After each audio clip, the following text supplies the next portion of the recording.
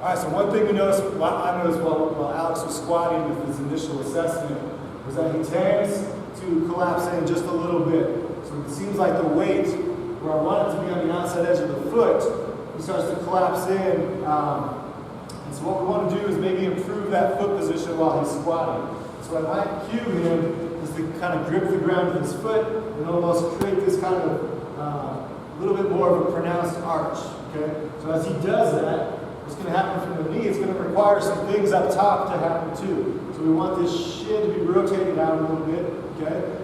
That's going to allow that weight to be positioned further back into the heel, and the arch stays elevated a little. Now we want to try to maintain that position while we squat. Again, with heavier loads, things might start to collapse, or we may have to compensate a little bit. But again, the heavier that happens, the better.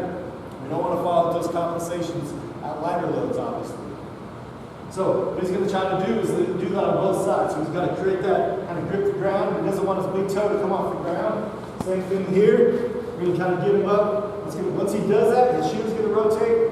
Weight's going to be back on the outside edge of that heel. So now he's going to go down into a squat pattern and try to maintain that foot position. And back up. Awesome. One more time. And back up. So by doing so, it also keeps his weight back throughout that full range of motion. When we don't have that happen, it's easy to kind of fall forward onto the forefoot and allow, just kind of relax your foot, allow that to happen. That's subtle, right? That kind of softness in the foot can be the difference between 10, 15 pounds.